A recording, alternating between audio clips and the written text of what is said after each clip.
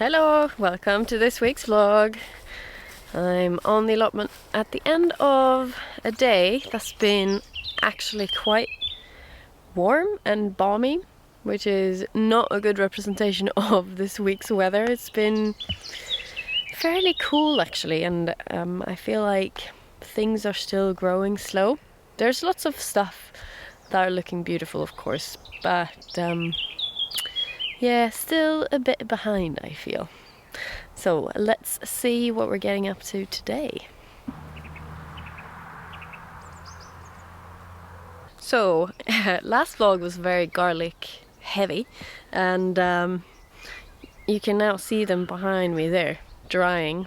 So I had a bit of an epiphany this week, thinking, how can I dry my garlic, right? Because they were in these baskets and they were taking up all the space in the greenhouse. Like I couldn't walk in there to do the watering and things like that. So it's just like, well, this isn't gonna work.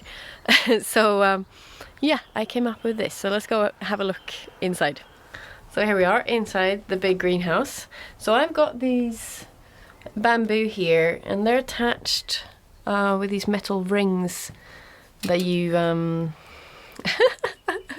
that you might have seen in my video where I strung up the tomatoes. You basically just fit them into the rails here on the aluminium greenhouse, the standard sizes. And so I had those already in place, and these are the strings for the tomatoes. So I was like, oh, well, that might work to dry the garlic, right? So yeah, I've put them all in there. So you sort of want, after you've cleaned them, peeled off the layers, cut the roots off, you sort of want them to dry upside down like this, with the greens attached. And by the time it's all gone yellow and whatever, you can cut it off, right? Or you can use it to do your braiding or your plating. But you want to keep it on while it's drying to make them store for as long as possible. So yeah, they're quite big plants, you know. They're really long. So I just don't have the space. I don't have a shed or something like that to dry stuff, and my house is tiny, so this has worked pretty well. So this is the French red that I talked quite a lot about in my last video. So it's the first one I planted, the first one I pulled, and then these are the elephant garlics. And then I have 3 other varieties, and this is one that I pulled, and it was equally good as the red one, if maybe even better, like even bigger. And then I've got this one here, and to be honest, I can't remember what varieties they are, and I don't even think I knew. And I tried to find out on Frenchy Seeds where I bought them from, but because it's out of season, they don't have that information on their website now, so I actually don't know what varieties they are, which is quite annoying. But yeah, you might remember that I also then had a third variety, which is the one I tried looking at on camera, and that one's must be a hardneck. And I think it's a hardneck because it's all flowering, got scapes on, and the bulbs aren't ready. So hardneck takes longer than softneck. So it all sort of adds up. Anyway, I've left them in the 4th variety, I guess, or 5th if you count the elephant garlic, and we'll see what they do. I'll eat the scapes, and then hopefully I'll get even more garlic. There's no space here to dry them as well, so. The only issue that I can think of is if it's really wet, they'll get condensation on here. So I'm contemplating whether I should move them all like this instead. So it's a work in progress, and maybe someone can tell me what they think of it, if it looks like a good idea or not. Anyway, they're out of the way, I'm happy, and I'm sure they'll dry fine. Like I said in my last video, I just dried them in a pile on the floor of the greenhouse last year. I just turned them every so often to dry them evenly, and that worked too, so they're not that sensitive. But next I thought we'd have a look at the actual tomatoes that are growing below the garlic. So this will work for me because my tomatoes are not so tall yet. They will obviously grow very fast now, and they've already put on quite a lot of growth. But so far it's good, and I hope they will be dry enough. I could probably plate the first lot now, but I'm gonna wait a little bit longer, and then once they're plated, I can just store them in the house. So what I've done with the tomatoes, you can see they're looking fairly skinny, and because I'm growing them so close together, plus all these other plants in here, I will need to keep them very, very tidy. So I just had a trim of all of them today. So what I do basically on a running basis is now I'll keep cutting the leaves off and start from the bottom. I've left one set of leaves below a truss if there's no fruit on it. If there's fruit on the truss, like on this cherry tomato here, I've taken all the lower branches off, and I'm gonna keep doing that. So once that is a little bit bigger, my next time I'm cutting, I will cut up to the next truss, which is here. Once they have set, I will do the other cut all the way up there. So it will help in a lot of ways. Because they're so close and packed in, and the air is standing still in here, if I let them have all their leaves, they would become they would become much more susceptible to fungal disease and other viruses. That it would become too humid next to them, and things would thrive that I don't want to thrive, right? And by doing this with cordon tomatoes, you can keep them very, very slim. And the fact is that plants only photosynthesize, or the majority of the photosynthesis happens in the top rosettes of leaves. So those lower leaves don't actually give the plant much at this point, so it won't harm the plant by removing them. If anything, it will force the growth to go up and the plant to keep producing the fruit, right? And maturing the fruit, ripening the fruit. So it's a good thing to do all around, but it's not something I'm gonna focus much on for my outdoor tomatoes, for example.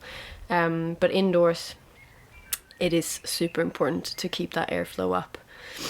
And I'm also pruning cucumbers and melons similarly. Like, I don't want lots of side shoots coming off them because it would just become too congested in here. So I'm just after one main stem and the fruit coming off that. Any sides, I know you could get more fruit possibly if I had several stems of each tomato plant, but there just isn't the space to do that in here. So as you can see, I think I've got about 21 different types of tomatoes in here, and I've gone for lots of varieties. So what I could have done instead was to choose, if say I had 5 varieties I really loved, I could have had 1 or 2 plants of each, and from each plant I could have let the plants support 3 or 4 stems of each, and I could have maximized my yield of each variety, you know. But I want to have so many different varieties that I can only afford to leave 1 stem per plant. So it is a choice you make at the start of the season. For example, if you only want to grow Sungold tomatoes, then maybe you only need 1 plant instead of 4, because you can train 4 stems off that plant. And things like that can be quite important for tomato varieties like Sungold, because they are an F1 variety and the seeds can be expensive. So if you want to keep things cheap, that's definitely one way to save and use those seeds sparingly. And similarly with F1 cucumbers and things like that. So, you know, it's an idea. Have less plants with more stems. Not my way of growing, but yeah. So I had 1 or 2 of them have sort of developed double heads, you know. Some of the tomatoes, some varieties are more prone to do that than others. In the past, I've kept both growing tips, but it's just not an option for me this year. And I'll show you what it looks like now that I've cut one of them off. So is this Belarusian heart, and you can see the thickening of the stem here, and there was a twin coming out here, which was exactly the same. It had 1 truss forming on it facing that way, so it was like identical, right, but just mirrored. And I just can't afford to have that one grow, so I cut it off. and that's what it looks like now. And it doesn't look great, but gotta do what you gotta do. So some of the plants are much taller. I mean, seriously, this plant has grown this much today. Like, seriously, I just did this yesterday. So as it grows, I'm just twisting it around the string, right? And this one is the Galena. So these varieties, most of them are new to me. But it's got fruit coming, so that's exciting. So it seems like a very robust plant so far.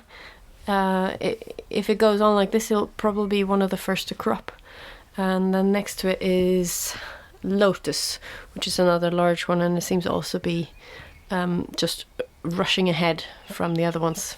Those of you who have been watching a long time might know that I got, so obviously it's everyone's favorite is Sungold, and it is, you know, it's really hard to beat, but the fact that it's an F1, it pisses some people off, and it puts people off buying them.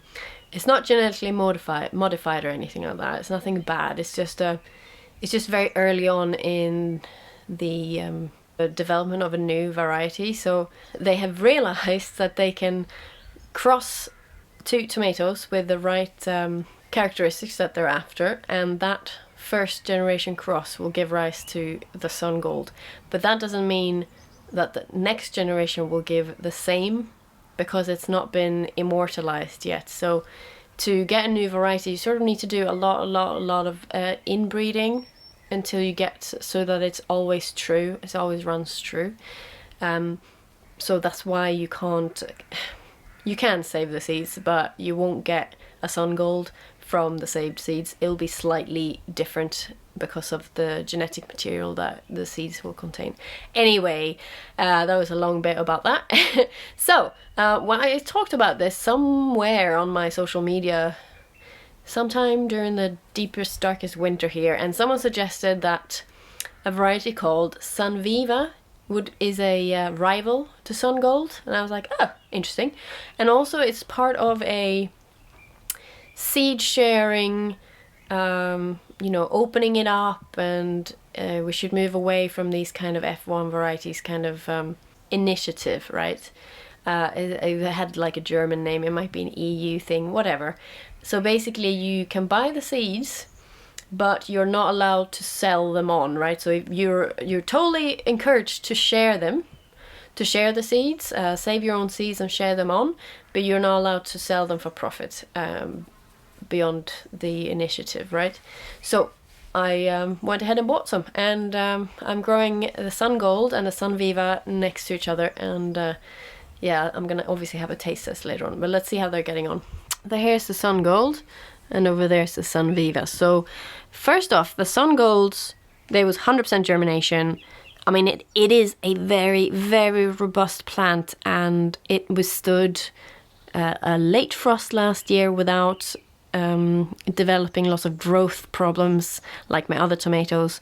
It cropped forever, and in the greenhouse it had the longest trusses of all my tomatoes. You know, it's really, really good performer, and I love it. And compared to the Sunviva, because I had 100% germination of the Sungold, and I think only like 1 out of 3 seeds germinate from the Sunviva. So this is the one plant, but so far the Sunviva is twice as tall as the Sungold, and that surprised me because the Sungold is such a good performer. Either it's this specific one, because I have a chocolate cherry here which is also very tall, or it's the age of the seed possibly, but that should have affected it at germination stage as well. So this is a Rosella, it's another cherry there, and these 2 seed packets were older, and obviously this one is fresh. But yeah, so far the Sunviva is rivaling the tall ones over there in the corner, and we've got some fruit coming, so soon I'll be able to taste these, and yeah, we'll see. So far, otherwise they're looking very similar, these two, in terms of the leaf shape and all that sort of stuff. But yes, that's the tomato update, and let's go see what else we can find. So I'm growing Luffa this year, and I sowed some early on and I almost lost them to the fungus gnats. They survived, and those 3 plants that survived I planted in here. And yeah, let's switch you around. So I've planted them here at the back of the tomatoes, right? And these 2 are doing fine, though I might need to cut this leaf off to give it some air. But I had one growing here as well. And this is the darkest corner, obviously. You can see all the weeds growing outside. And I might just need to trim that for next year. But yeah, it was just slowly dying, so I ripped it up. And this melon here as well is not doing very well. So it's obviously too dark in there, I'd say. But, you know, these plants are doing okay. But you should see the ones from my second sowing, which are in the other greenhouse. So I quickly sowed some more, panic sowed some more Luffa seedlings, because obviously I thought I'd lost them. And then I was giving away Luffa seedlings to everyone who wanted one, because I just had way too many. So I've got 2 in the small greenhouse, and I think that they are doing better. Let's switch you about. So I've got 1 in that corner. It cut off a few of the leaves at the bottom, but in general it's greener, leaner and meaner maybe. And then I've got 1 here as well. This one's maybe the healthiest.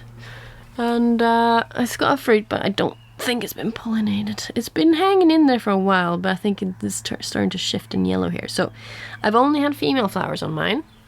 But because I've got melons in here and they're full of male flowers, I'm thinking they could have infected. They could have pollinated the Luffa. I'm not 100% sure if they are close enough related to do that. But I know you can do that, for example, with cucumbers and squash, for example. It can happen. But yeah, so these are the chilies and the aubergines, and exciting times. Got the first aubergine. So this is the check early. And I've got 2 plants, and the other one has got a fruit coming as well, right? But then I have 2 black beauties, and to me, you know, I would have guessed that this is the black beauty because it's dark purple compared to this one, which is like pale. So have I switched the labels? Is anyone else growing these? I mean, check early sort of makes sense because it appears to be very early, especially compared to black beauty. So yeah, someone let me know. And then the first tomatoes will most likely be the house tomato, the micro dwarfs. They're very cute. I'm gonna take one of them to put in my new office at work. Yeah, so I started a new job this week. So, yeah, just been moving into my office and stuff, and I actually have a window, you know. In my previous desk did not have a window in that room. How depressing is that? I did have a window in the lab, right? We don't always sit at our desks, but it was still depressing. I actually installed a grow lamp so I could grow a peace lily. And it worked great, and then the pandemic hit and then I moved it all home. But anyway, strawberries, right? Strawberries. They're massive this year. Like, I almost ripped up my strawberry plants last winter because they performed so poorly every year since I planted them in 2018. And I was like, there's something wrong here. But quite late this winter, or early spring maybe it was, I finally managed to mulch it, which is something I've done every year, but I mulched it with the Bloom and Amazing stuff that I got sent by the company.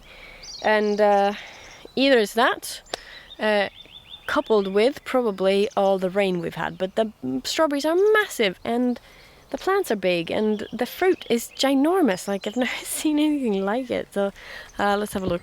So this is the strawberry patch. It's got lots and lots of bindweed in it, and I just obviously don't have time to do any of that. But it's also got, you know, just a lot of strawberries, and they're like super big. There's just so many, and obviously, and so many that I'm struggling to pick them all. So I picked like huge amount, and we were still eating it like 7 days later, so we need to eat this more rapidly, or I should make some jam for the next lot, I think, because it's just too much. So usually I properly wrap the strawberry bed over in netting to stop the birds, but I've just left it like this, covering the top, and that seems to work. And I seem to remember someone saying that about pigeons and birds like that they come from above. So unless you've got rabbits and other things that go in this here, obviously if the strawberry is hanging out here, the bird might go for it, but otherwise they would go in from the top. So just having a netting roof might be enough, and it would make it easier to like pick and stuff. Yeah, so speaking of which, the ones that hang out like this are obviously going to get attacked, but not always, you know. So if I just pick in often enough, then no problems. So getting a lot of fruit this year, which is good.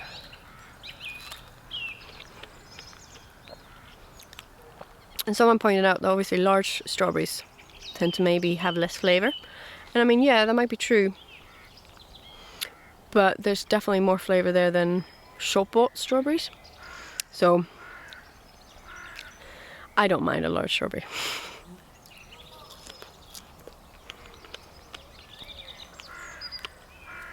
Although I guess that one wasn't massive. Anyway, we've got more fruit coming. My Tayberries.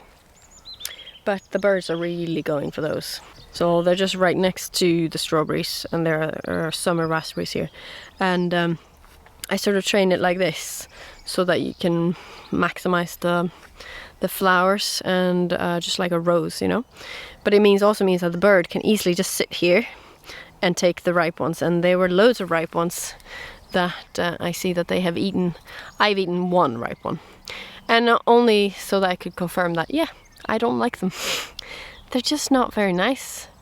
And maybe because I never get to eat them when they're super ripe, I don't know, but I just don't like it either. It's the variety, because I've had them before from another plot that I was looking after, and they were super tasty, and that's why I got a plant. But yeah, not super happy. But the summer raspberries are coming in, so I've got some pink and some yellow as well. I think that's what's it called? Golden ample or something like that, the common one. And I won't have many summer raspberries this year because the growth was so poor last year. And then I made a right tits up of pruning. Yeah, it's not great. So you know, with summer raspberries you're supposed to only prune the stems that have fruited, but it just wasn't very clear in winter. And I remember when I did that as part of my summer job at my parents' place, that it was really obvious which ones were the old canes. But then I realized that that's because I did that pruning like now. So then the canes would be completely dead by that point, so it would be really obvious that those were the ones to take out. But when you do it in winter, at least here in the UK, they're just not dead yet. So, and they've been so damaged by the wind and stuff, so it just wasn't very clear. But anyway, I gave them, a few vlogs ago, I gave them a good feed with like bloodfish and bone and chicken pellets, because that was suggested to do if there's poor growth in your raspberry bed. So I did that, and I put then compost on top, and wow, I mean, it is now a jungle. So I think next year will be a good summer raspberry year, and I just need to figure out how to support them before we get any storms. And yeah, I basically need more of these tall poles, I think, because my system I had going just wasn't good enough. I want to have one of them fancy systems where you tie it into a piece of wire, you know, like Monty Don has. I want to have that, but will I ever get around doing it? I don't know. We'll see. Maybe I'll just tie them in around the poles or something. We'll see. So I might not have many summer raspberries this year, but the autumn fruiting ones are much, much larger than they were last year. So, and I see there's some flowers coming already, so we'll soon have some autumn raspberries too. That's exciting.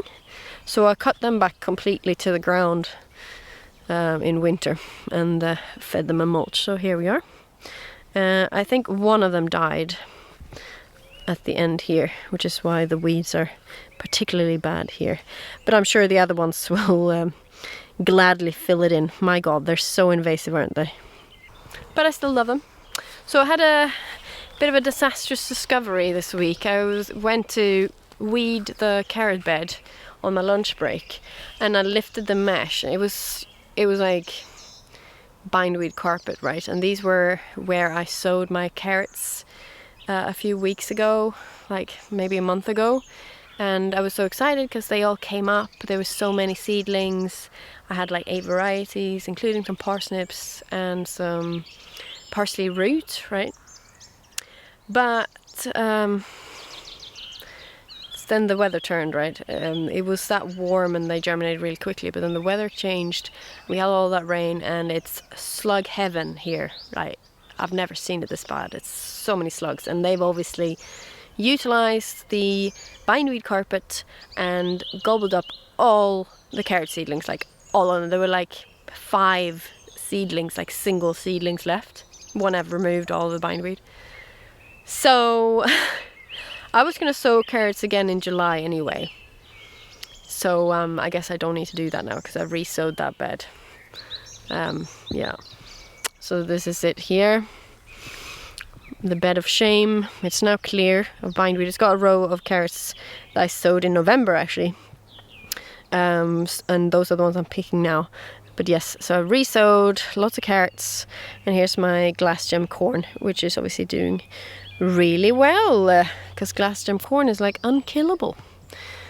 Right, well, shall we go have a look at the broad beans?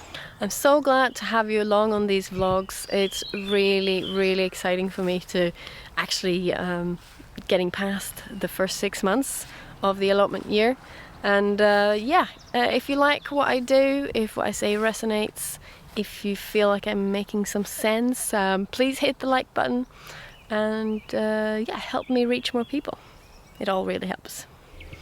So the autumn sown broad beans have finished, and I pulled the plants, and I'm really happy with my aquadulture long pod. They're some of my favorites. I got, you know, a good bang for your buck. What I did try growing was field beans, and not for green manure but for eating. But you know how fiddly broad beans are to prepare. I just can't bring myself to do it for the field bean. Like, they're much smaller. I'll show you. So here's the spring sown aquadulture long pod, and you see, you know, you get these. I mean, it's supporting the plant. Like, they're so big, and they're great. I need to harvest these actually. And then down here are the field beans. First of all, it's just I haven't been on it with the black fly, but you know, I should have been harvesting these already for a long time. But they're just so small. I just can't be asked. Yeah, and it's got chocolate spot, but it's sort of inevitable, especially when they grow like this. But you know, there's loads, absolutely loads, and just have to give it a go, I guess. But yeah, I don't look forward to preparing them.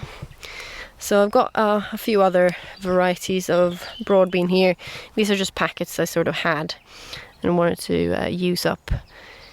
But yeah, so this is another small variety, which I just don't understand. Why do people grow them? when you can grow these, why do you grow these small varieties?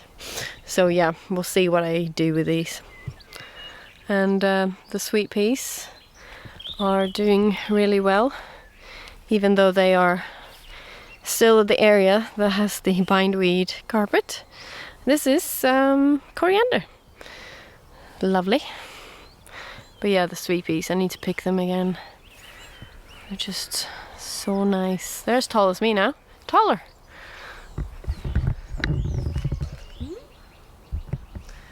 And I want to save some seeds because these blue ones are part of and these pink ones are part of a color mix, like variety thing. And these pink ones have the longest stems. I mean, and they're also quite wide. The flowers are also quite wide apart compared to other ones that are much more manageable stem, and then the flowers aren't that wide. But I quite like them, and I want to grow more and control what colors I get. So I'm gonna have to mark these up and save the seeds from the colors that I want. I really like the black one, almost black, and especially next to the turquoise lagoon, I find those colors work really well together. You see the black here and the turquoise lagoon, so beautiful. And another favorite, the hyacinth. I mean, these two together, just gorgeous. I mean, yeah, they're gorgeous plants, aren't they? Speaking of things that are almost as tall as me, this is my Nicotiana jungle. I've just sort of let it spread. It's a hideous self-seeder, but my god, the night scent on these is gorgeous, and it's the pollinators, the night pollinators really like them, so it's just a bit much. Slugs don't like them either, so that's good, as opposed to the lupins that the slugs just absolutely love. Like, shining your torch into the flower bed at night is like a nightmare, and one of the reasons why I still haven't planted my dahlias out there, because there's no way I can put them there. They'll just get gobbled up immediately, there's no point. But you'll be happy to know that I have finally planted out my celery and celeriac. Yes!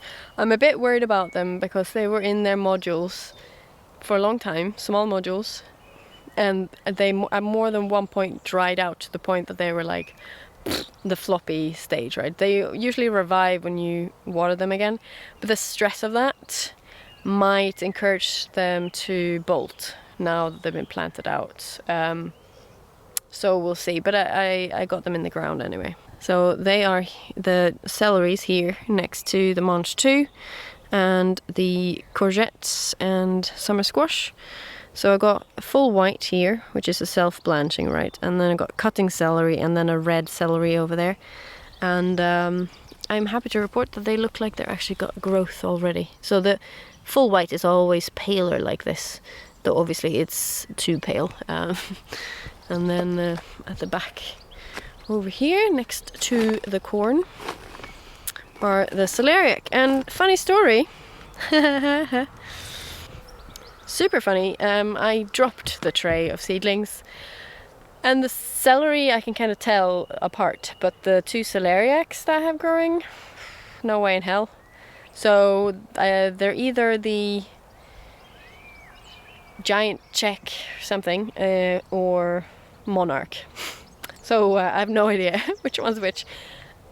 You might not be able to tell the difference anyway, so it doesn't really matter.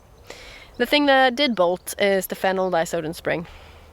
So yeah, I mean, it's always a risk with fennel sown from spring. It just, a majority will bolt, but it's worth a try. If the weather is suitable, then you will get a harvest. But I sowed some more now in after the solstice, so they are getting ready to be pricked out. So we'll get there with fennel. We'll get there. So I obviously went insane when I went shopping on the Real Seeds website this winter, because there was nothing else to do, and I bought lots of stuff. So one of the new things I'm growing this year is black mint, or Huacatay Peruvian mint, which is a member of the same family as marigolds, the Tayberries family, Tayberries minuta, which is just means it has small flowers. So you don't grow them for the flowers because they don't have those big showy colourful ones.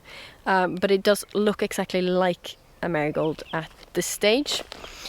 And I'll switch you about. I couldn't for the life of me find anywhere that said how big they would get and how much space they needed. This is most likely going to be too close, and they're going to be absolutely massive plants. But you see what I mean? They look just like marigolds. The difference is though that they have a scent on their leaves. So for me, it smells minty, but it's actually not cilantro, what's it called, coriander in British English, coriander alternative. So for people who have that gene where coriander tastes like soap, they can eat the Huacatay black mint instead as an alternative. Obviously it's used in its own right as well, but apparently it's very close in terms of flavor. So I'm excited to try that, and I think it will probably be easier to grow than coriander, as in it won't bolt so readily. However, that's still to be found out. But yeah, so far it smells really nice, you know, because it just looks like a marigold, and marigolds don't have a nice scent. But this one does, so it's nice. And speaking of mint, that brings me over to the potatoes. So I need some space, and I should have harvested my new potatoes a while back because they were getting so yellow. And this is what happens when you don't harvest your potatoes in time. So this is my new potatoes that were left. So these are the ones that were grown in the ground, and from a distance they might look completely fine, but there's a lot of these. So this is what happens when you leave them in for too long. When the plant on top has all died down, it means that all sorts of things will happen. So they will split, and you'll get lots of critters moving in, and you're more likely to get scab from the wet conditions that we've had as well, and slug damage and all sorts of stuff. So, you know, a lot of this will still be edible. Like, it's not a problem eating the scabbed potato, but it's just not as pretty as they could be. And this is from 3 plants, right? Fair enough. Like, my potato growing in my beds is never going to be very good because of I don't water and all this sort of stuff. But these are the ones I grew in a bucket. And while they are much better, they look perfect, right? This is also from 3 potatoes, you know, and there's some damage, right? But 3 potatoes gives that. That's not enough. So the reason why I got them out is because the leaves of these were completely eaten by slugs. I'll show you. So this is next to the little greenhouse. So I've got my main crop are growing in these containers here, and this is a second early, and the new potatoes were in this bucket here. So it's just and this is what's left of the foliage. And basically why I pulled them was because there was like nothing left on the foliage, like the slugs just eaten it all. So I thought I'd better just get them out and get what I could get from it. So being this close to the giant rhubarb where all the slugs hide has obviously not been that good. But for some reason the slugs went all for that bucket. The other ones do have slugs on them sometimes, but not as bad as that. So yeah, so I don't know what's my take-home message for next year, because that was sort of the whole thing behind growing potatoes in buckets and containers, because they don't like my beds basically. Well, we'll see. Maybe the main crop will show something more conclusive. Though the plants are super tall this year, so I spoke to old Tom about this, the other allotment holder here. He's an Irish man in his 80s, and he grows a lot of potatoes. He's like the potato master. So he obviously digs his plots, so he has beautiful potatoes. Did I say tomatoes? Anyway, potatoes. And yeah, we were talking about that they are very, very tall plants this year because of the rain we've had here. And he was expressing his worry that being this tall means that if we have a bad downpour, like they're predicting thunder tomorrow, so if we get that heavy rain with that, they're gonna fall down. They're gonna flop. So that's not good. And then they risk breaking. So let's hope that doesn't happen before we can harvest. But with my luck of potatoes, probably will happen. And I'm gonna leave you there because that was probably TMI, and I'm just happy that I'm getting on top of it. I feel like I'm getting on top of it. I did lose 2.5 winter squash though, which I'm not happy about. So I have resown some seeds. Way too late, I know, but it bugs me that I can't grow all the varieties I wanted to. Bloody slugs. It's my own fault. I didn't check them one evening, and they've been eaten. Oh well. So have a great weekend. I hope you get out gardening, and I'll catch you next one.